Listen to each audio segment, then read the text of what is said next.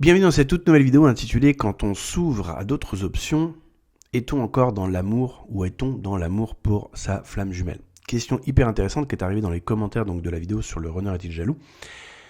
Je trouve que cette question elle est terrible, elle est géniale, elle est fantastique parce que ça va permettre de parler justement d'une thématique que je trouve vraiment clé de la part du chaser donc dans ce parcours dit flamme jumelle. C'est le fait que le chaser va utiliser des mots pour décrire des situations ou des ressentis qui sont peu, voire pas du tout, appropriés par rapport à ce qui est. Par exemple, ici dans la question, on pose le mot amour. Mais la vraie question, c'est est-ce que le chaser est dans l'amour, dans ce parcours ? Peut-être, dans la lune de miel, on pourrait considérer que oui. Et encore, on va considérer que oui, parce qu'on va dire que c'était un sentiment d'évidence, complicité, échange, ressenti positif. Donc on va dire, ok, lune de miel, why not ? Mais après, il y a des va-et-vient. Après, il y a un truc qui s'appelle quand même la nuit noire de l'âme, rien que le nom. Ça n'a pas l'air de sentir l'amour, ça. Et si t'es passé à travers la nuit noire de l'âme, à mon avis, tu t'es pas dit le matin, je remercie l'univers et le ciel de me faire vivre autant d'amour en une seule fois. En général, ton pourcentage de flotte dans le corps est passé de 70% à 20%, tu vois. T'as pleuré tout ce que t'as pu. Nuit noire de l'âme, je pense que le mot veut tout dire. Donc, déjà dans cette période-là, tu vis pas de l'amour, ça c'est sûr. Après, quand tu sors de la nuit noire de l'âme, parce que c'est progressif, tu te retrouves avec des pensées. Que tu le veuilles ou pas, tu penses toujours à l'autre. Et une bonne partie de ces pensées, elles sont pas positives. Il y a les deux. On va dire ça comme ça. On va faire très blanc, très noir. Du coup, la question qui se pose, c'est qu'est-ce que nous, chaser, quand on parle du mot amour, qu'est-ce qu'on entend derrière ? Qu'est-ce qu'on y met ? Et ça fait partie des vrais questionnements à se poser. C'est-à-dire, qu'est-ce que je considère comme étant de l'amour ? Alors, je te dis quand même un petit peu à l'avance, quand on travaille en profondeur avec les chasers sur leur perception de l'amour, leurs attentes de l'amour, une fois qu'ils ont guéri en complétude, c'est plus du tout la même chose. Et donc, du coup, je vais te donner un exemple de ça, pour te montrer à quel point la vision et la perception du chaser est biaisée, comme je le disais dans la vidéo sur le runner est-il jaloux, c'est que j'avais, alors combien j'en ai eu des cas comme ça, de clients ou de clientes qui disent plus ou moins la même chose, mais je me rappellerai toujours de cette cliente-là, c'était génial parce que la personne répondait à ma question, donc elle me parlait, elle me racontait son histoire, et à un moment donné, elle me dit non mais tu sais Alexis, l'amour que je porte à mon jumeau me fait encore trop souffrir. Puis elle continue de parler, je fais pop, il y a un arrêt de bus là, vas-y, assis-toi, prends une grande respiration là, ouais voilà, respire pendant à peu près 45 secondes, et je lui disais, dans ce que tu viens de me dire là, à l'instant, où est l'erreur ? Parce qu'elle est grosse comme la taille du mont Everest, au carré de l'infini du mont Everest, quoi, quand même. Et la personne, elle a mis à peu près 7 à 10 minutes pour trouver la réponse, en fait. Et c'est ça qui est génial, en fait. Et c'est pour ça que je l'ai arrêté à ce moment-là, parce que la personne me racontait son histoire, donc me raconte les faits, mais du coup, ce qu'elle a dit, l'amour que je porte à mon jumeau, me fait encore trop souffrir. Et passer comme une lettre à la poste. Il n'y avait aucun questionnement, aucune remise en question, c'est d'une évidence. Alors que la personne vient de dire une énorme connerie. Mais genre une énorme, quoi. Et parce qu'à chaque fois qu'elle me donne une réponse, je fais non, c'est pas ça que ça veut dire, ce que tu viens de dire, donc vas-y, cherche encore, au bout d'un moment, on l'a trouvé. Il a fallu 7 minutes. Et parce qu'elle est avec le coach, donc le coach lui dit non, stop, non, attends, on revient sur le terrain. Mais sinon, tout seul, il n'y avait aucune remise en question. Et elle a mis à peu près 7 minutes pour comprendre qu'elle avait fait une association, amour est égal à souffrance.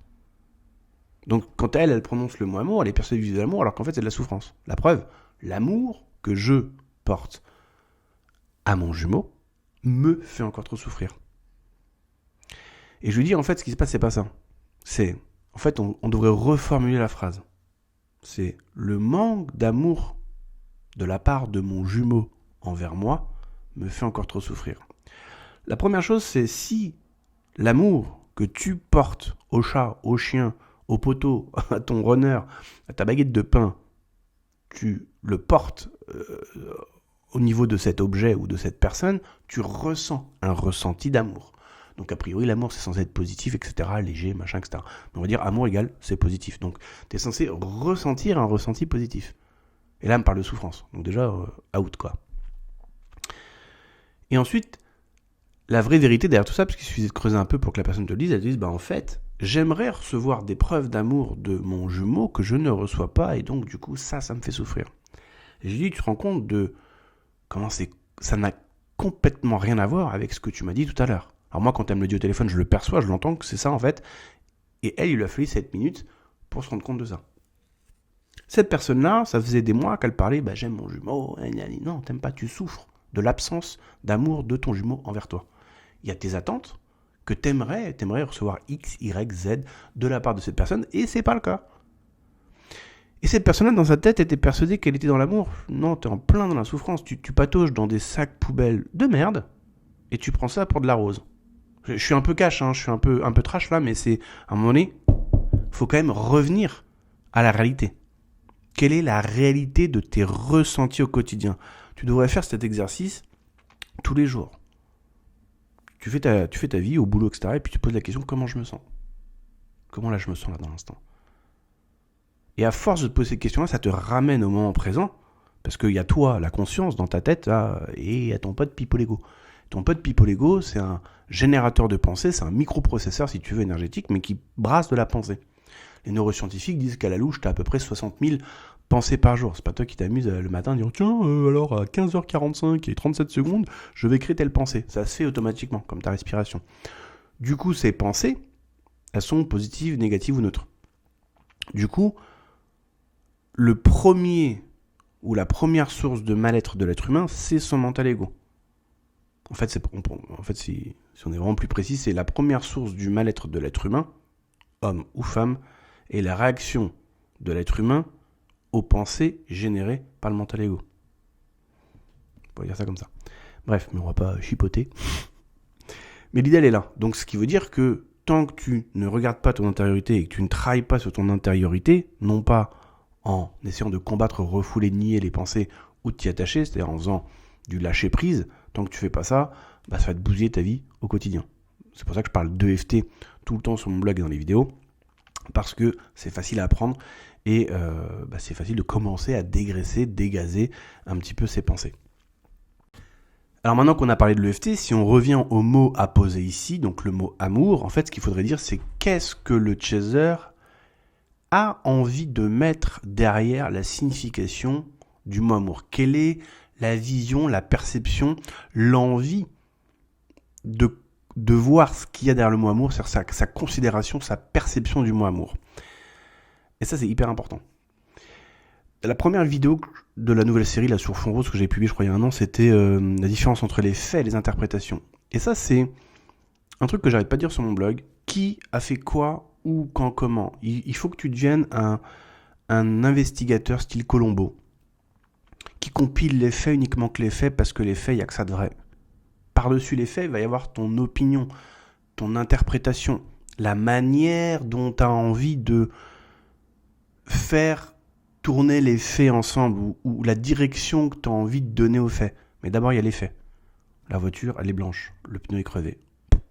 Après, tu peux interpréter ce que tu veux. Oui, en fait, c'est sa femme qui sortait de la voiture, de son appartement en mode hyper stressé parce que du coup, elle était en train de tromper son mec et donc du coup, elle a tracé à fond et il y avait un mec, en fait, 8 heures avant qui du coup a fait tomber sa bouteille de bière pendant qu'il était au volant parce qu'il a vu les flics et donc du coup, il a lâché sa bouteille de bière et donc du coup, elle a roulé sur les bouts de verre et donc le pneu est crevé. Ouais, si tu veux. Mais la voiture est blanche, le pneu est crevé. Ça, c'est la vérité factuelle, c'est la vérité observable. Et donc, quand tu te poses la question au quotidien, qu'est-ce que je ressens dans l'instant là ? Eh bien, on va dire que tu vas être dans la réalité des faits observables et constatables de comment je me sens dans l'instant. On va le mettre fait entre guillemets. Et ça, par la répétition, ça va te ramener à ta vérité factuelle de l'instant. C'est-à-dire qu'il y a ce que tu crois, je suis dans l'amour et tout, puis quand tu vas voir que 25 fois par jour tu te sens mal, culpabilité, colère, rage, un peu de dépression ou de envie de rien, tu vas te dire mais est-ce que je suis vraiment dans l'amour ou pas ? Parce qu'il y a un truc là quand même, c'est bizarre quand même. 25 fois de la colère, 0 fois l'amour, 25 fois 0, d'après les mecs en CP, 25 fois 0, ça fait la tête à Toto quand même. Et tu vois ça va te ramener une réalité entre guillemets on va dire factuelle, c'est-à-dire d'observation et de constat de comment je me sens au quotidien. Et donc, À force par la répétition, en étant dans l'honnêteté de vouloir savoir comment on se sent dans l'instant présent, quand tu le fais 10 fois par jour, tu vas te rendre compte, même si tu sais déjà que ça va pas, mais ça devient beaucoup plus clair, beaucoup plus vrai en fait, et constaté. C'est-à-dire qu'il va y avoir une différence entre ce que tu aimerais qu'il soit et ce qui est. Ça, c'est super important de revenir à cette réalité. Et le problème, c'est que justement, faire cet exercice-là, ça veut dire que si le chaser se met à faire cet exercice-là, 5, 10, 15, 20 fois par jour, c'est pas très long à faire. Chaque fois que tu te poses la question et que tu écoutes comment tu te sens, ça prend 4 secondes. Donc tu vois, 20 fois par jour fois 4 secondes, allez on va dire 5 secondes, tac tac tac, ça fait 100 secondes, ça fait 1 minute 30 par jour. Imagine 1 minute 30 par jour. C'est rien. Le problème, c'est qu'avoir cette envie de savoir comment on se sent pour être au plus proche de notre vérité veut dire que tu vas lâcher ton déni, quoi. C'est un peu la merde, je suis d'accord. Ça va un peu chier, quoi. Ça veut dire que tu vas devoir te rendre compte, tu as une envie de te rendre compte de ce qui est vraiment. C'est pour ça que j'avais fait une vidéo sur le déni du chaser.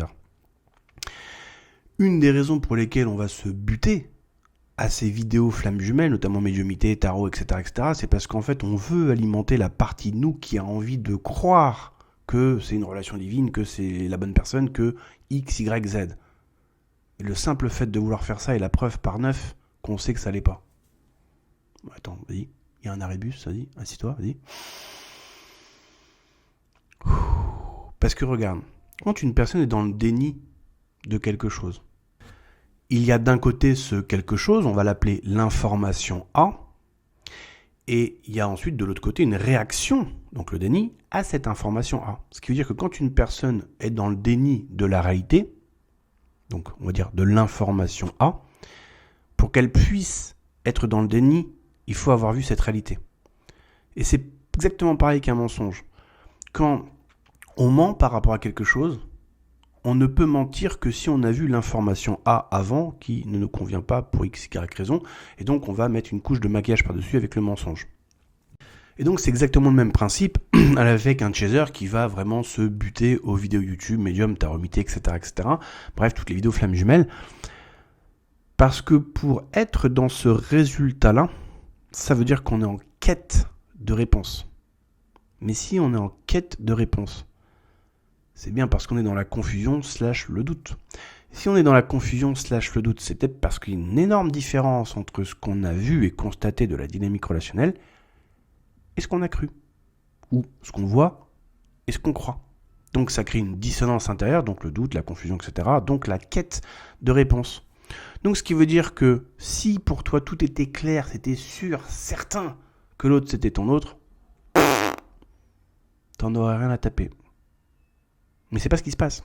Et c'est pour ça que, comme par hasard, les 90% des vidéos YouTube, c'est de la médiumnité du tarot. C'est-à-dire des gens qui sont censés se connecter pour te donner des réponses, pour te soulager. Mais en fait, les réponses, tu les as déjà. Tu es dans le doute et la confusion. Ce qui veut dire que ce à quoi tu fais face comme dynamique relationnelle n'est pas ce que tu cherches. Alors celle-là, évidemment. Là, va falloir que tu postes au transat, tranquille, à la plage, mets bien ta crème solaire, tranquille, mets ton petit bob et tout, tranquillou bilou, tu respires. Et donc ce qui se passe, c'est que du coup, comme il y a une différence entre ce que tu as vu et constaté de la dynamique relationnelle et ce que tu as cru ou ce que tu crois, toi, tu es entre les deux. Tu n'arrives pas, veux pas faire un choix. Parce que faire le choix de gauche, dire si je m'en tiens qu'au fait, ça colle pas du tout avec ce que j'ai cru. Et là, ça crée une tension, une résistance, un blocage intérieur, parce que d'un côté, il y a ce que je crois et il y a les faits.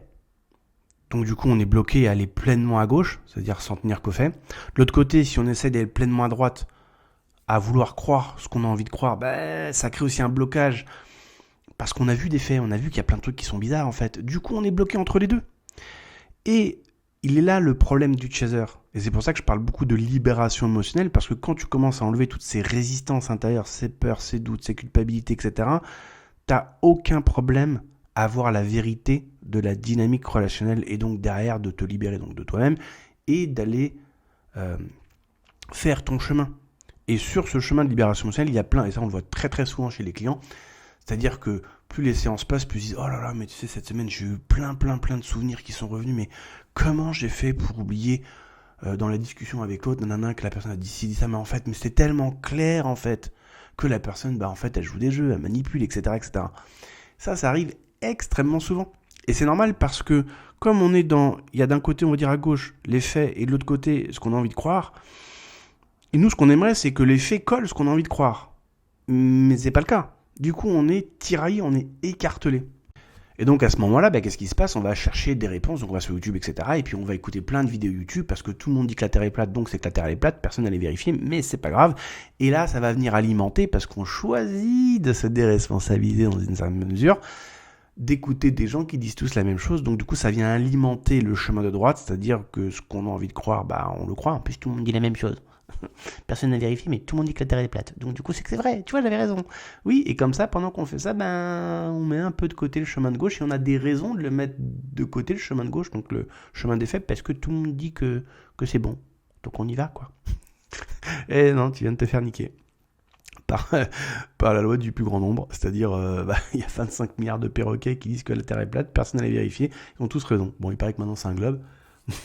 Alors, tu verras quand il sera en complétude, il paraît qu'en fait, l'autre, c'était pas ta flamme jumelle, c'était juste une relation traumatique, tu verras, ça va te faire bizarre. Enfin, une fois que t'es en complétude, t'en as plus rien à foutre, mais sur le chemin, ça te fait bizarre.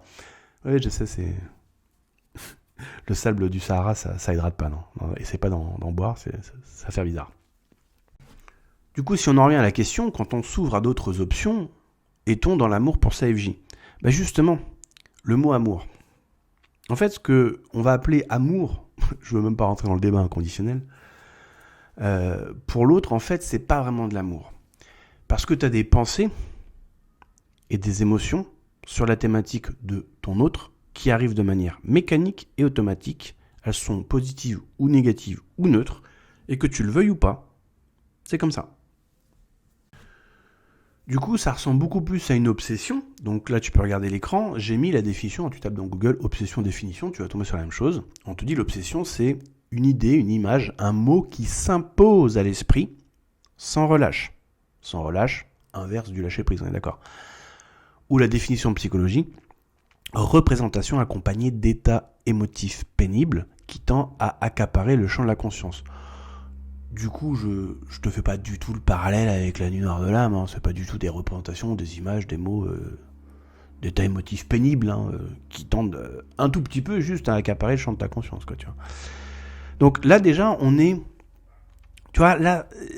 beaucoup plus là-dedans, en fait. Alors évidemment, en fonction d'où on est dans ton parcours, etc., ça allait peut-être moins maintenant qu'avant, parce qu'on passe par différentes étapes. Au début, c'est la lune de miel, mais c'est pareil, tu as des images qui s'imposent à l'esprit sans relâche, mais elles sont positives, donc du coup, t'es peu regardant, mais au final, t'as encore pas choisi que ça soit là, mais c'est là. Après, il y a la nuit noire de l'âme, donc ça correspond complètement à la définition.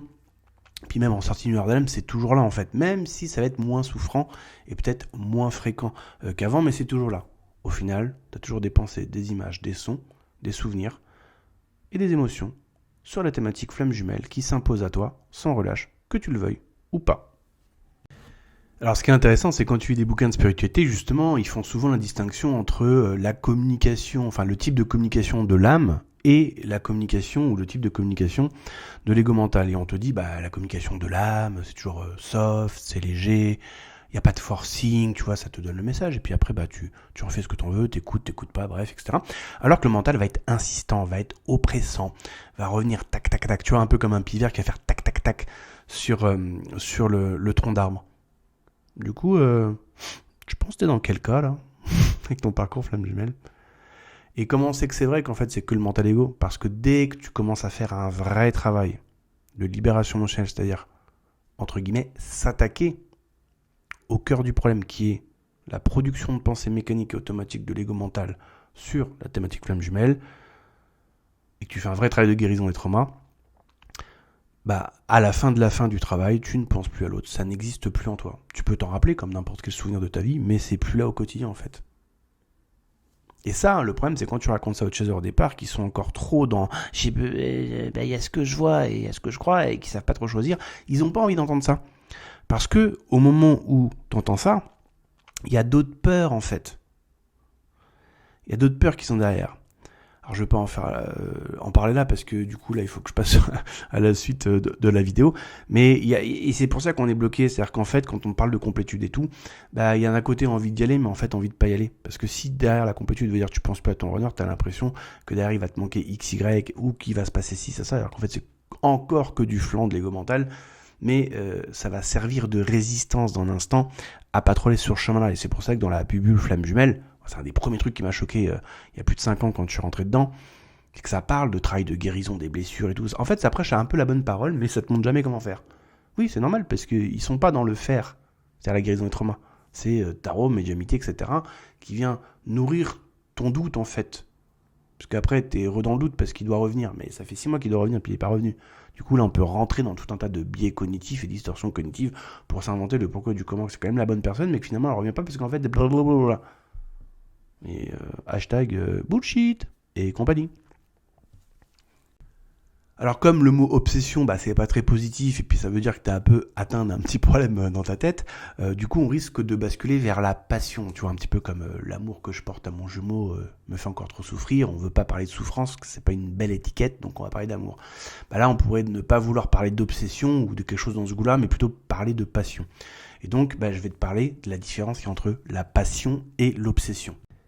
Alors je vais te lire un texte que j'ai trouvé, que je trouve énorme, hyper bien expliqué, donc on y va avec la passion dans un premier temps.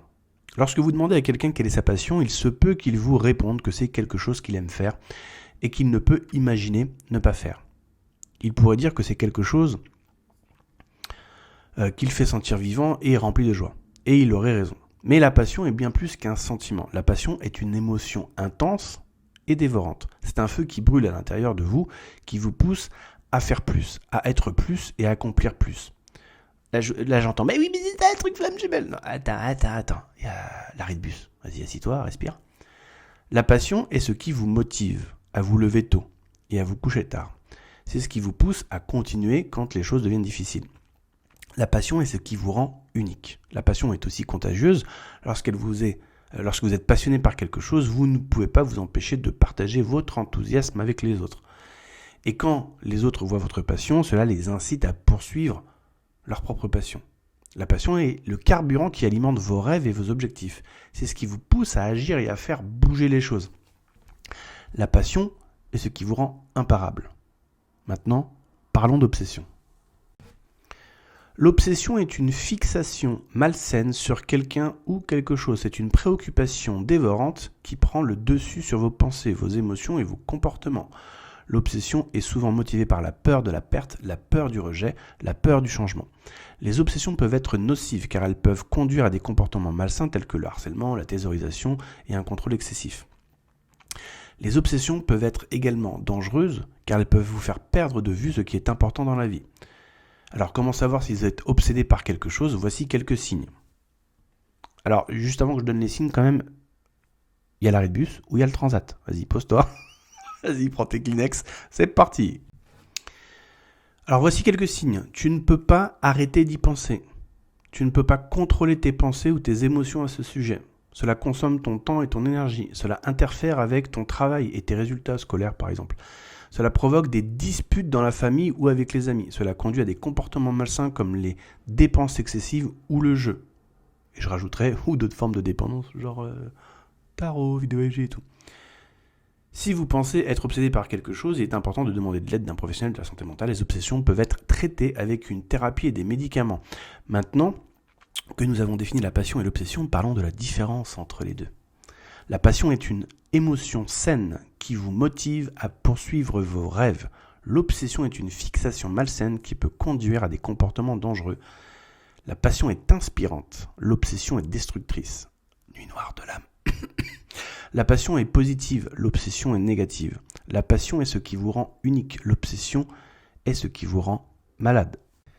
Alors, comme je dis souvent à mes clients, le but c'est pas de s'attacher à un entre guillemets diagnostic ou étiquette ou label. L'idée c'est plutôt de regarder les faits et de voir de quel côté on penche. Là clairement dans le parcours dit Flamme Jumelle, on penche bien plus du côté de l'obsession que de la passion. Et la passion, à la limite au départ dans la lune de miel, on pourrait dire qu'on était dans la passion, puisqu'on se sentait léger, capable de tout faire, etc. Mais la lune de miel, quand tu fais un comparatif, C'est quoi? C'est 5% de la durée du parcours en général. Et 5%, je crois que je suis plutôt sympa. C'est-à-dire que quand tu regardes un parcours qui a 4 ans et que tu dis bah ta lune de miel elle dure combien de temps, il va te dire un mois et demi quoi. Donc on va faire juste le calcul juste pour le fun, hein. Allez, on va dire 2 mois parce que je suis assez généreux en ce moment. Alors 4 ans x 12, ça fait 48 mois. Donc 2 mois divisé par 48 x 100. Ah bah j'étais pas loin, ça fait 4,16%. Donc, donc l'idée elle est là en fait, c'est-à-dire que finalement, la grande majorité du parcours, c'est du doute, de la confusion, du mal-être.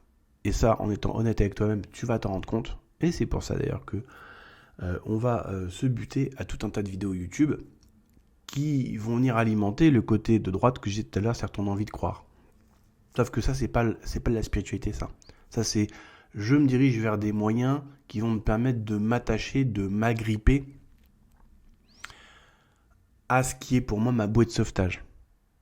En fait, le vrai travail de spiritualité, je peux faire une vidéo sur justement la entre guillemets différence entre la spiritualité et la psychologie, parce que tu vas voir qu'en fait il n'y en a pas, ou quasiment pas, c'est de libérer tous tes ressentis négatifs que tu as sur le chemin de gauche, c'est-à-dire le fait que les faits correspondent pas à ce que tu aimerais qu'il se passe, mais c'est pourtant ce qui se passe, pour que tu sois OK avec le chemin de gauche, et en même temps que tu libères ton envie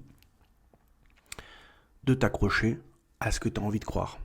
Quand tu fais ça, tu es donc libéré de tes propres entraves intérieures. Donc c'est un chemin, ça se travaille.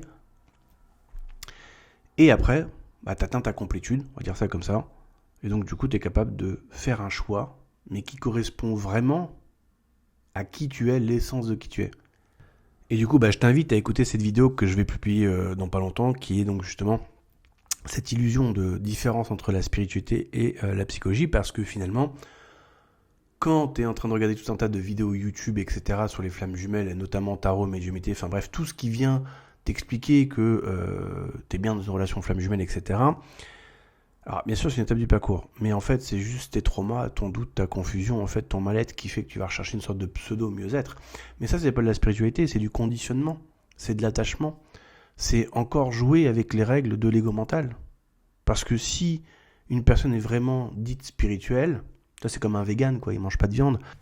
Et donc quand tu es spirituel, tu es intéressé par comment fonctionne ton intériorité et comment te libérer de tes propres entraves intérieures, comme du Ray de Cartol d'ailleurs, ou Bouddha. Je te rappelle que Bouddha a dit il y a 2600 ans, le but de la méditation est de se libérer du contrôle et de l'emprise que les pensées ont sur nous. Ce qui veut dire qu'il y a nous d'un côté et les pensées de l'autre. Nous d'un côté, la conscience, l'âme, t'appelles ça comme tu veux, et l'ego mental, ce générateur de pensée, ce microprocesseur qui produit de la pensée. Et si le mental ego a du contrôle et de l'emprise sur nous, c'est qu'il y a une partie de nous qui a envie d'être sous contrôle et sous emprise. Alors celle-là, c'est un petit week-end à la plage, tranquille avec le transat, je te garantis, c'est sûr à 100%, c'est vrai à 100%, c'est tout le temps vérifié en libération de chaîne avec n'importe quel client, runner, chaser, ce que tu veux, enfin avec n'importe quel être humain.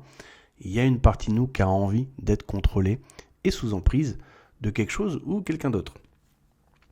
Si tu ne me crois pas, écoute le récit Flamme Jumelle. La source a décidé que, pour toi, ceci, cela. La source a dit que, le contrat karmique a dit que. Ça s'appelle avoir envie d'être contrôlé par quelque chose ou quelqu'un. Et en fait, la vraie vérité, elle, vérifiable, c'est que c'est toi qui as envie de t'inventer un scénario qui permet à ton égo mental de te contrôler, de t'avoir sous emprise, tout en pensant que c'est pas le cas, mais que c'est une force supérieure.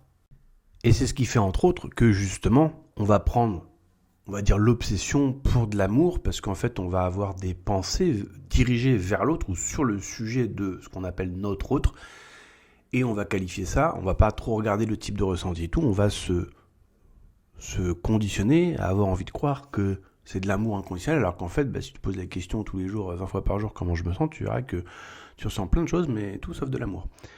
Même si de temps en temps, tu vas avoir des souvenirs positifs par rapport à l'autre et tout, parce que ça dépend où tu es dans ton parcours. Si tu es entre guillemets, tu as passé la nuit hors de l'âme et tout, effectivement, tu vas pouvoir me dire, oui, mais maintenant j'ai des pensées positives, etc. Par rapport au runner. Oui, parce que tu as passé le gros de la tempête, mais question, est-ce que ces pensées, c'est toi qui décides de les avoir ? Non. Est-ce que tu serais prête à les enlever ? Non. Ok, donc du coup, tu restes sous contrôle et sous emprise de l'ego mental, puisque ça sert tes intérêts. Alors qu'en fait, techniquement parlant, moi je peux te montrer comment les enlever. Mais dans une certaine partie de ton parcours, tu n'auras pas envie de les enlever. Et donc tu choisiras d'être encore l'esclave de mécanique automatique décidée par l'ego mental qui lui ne fait que son travail. Son taf, lui, c'est de t'envoyer des messages. Ton taf à toi, c'est de savoir ce que tu gardes et ce que tu jettes. Du coup, si on en revient à la question initiale qui dit quand on s'ouvre à d'autres options, donc relationnelles, est-ce qu'on est dans l'amour flamme jumelle ? Moi, je vais te donner ce que je vois depuis 4 ans. Le parcours flamme jumelle, même si tu as peut-être cru être dans l'amour, on va dire dans la lune de miel, à 95%, ça ne l'est pas. C'est du mal-être, du manque, de la peur, de l'attachement.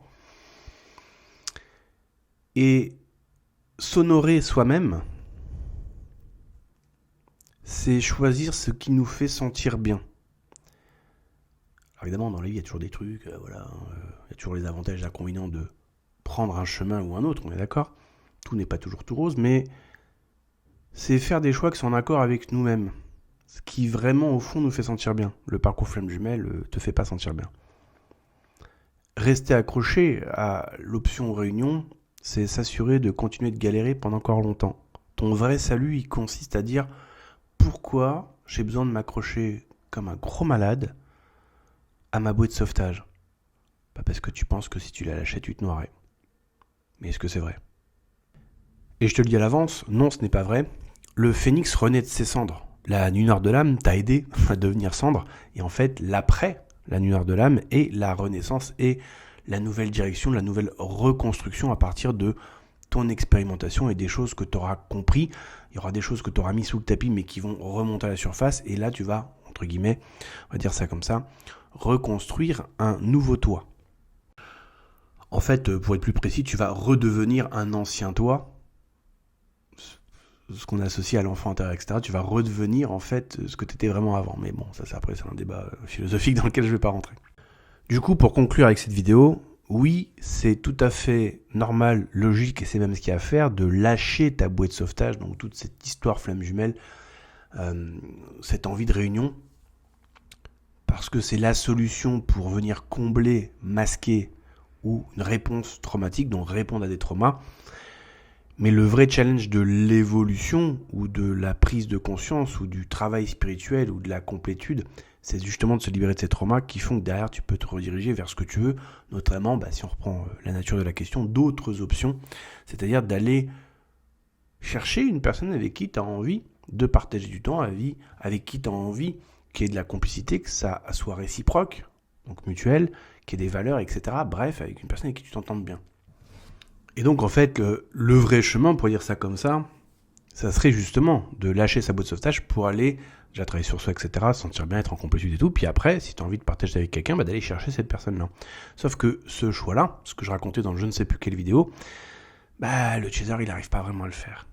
Il n'arrive pas à le faire parce que, oui, c'est dans la vidéo La double contrainte, il est partagé, justement, et c'est pour ça que le chaser, il est bloqué comme ça, parce qu'il est toujours partagé entre deux décisions, en fait.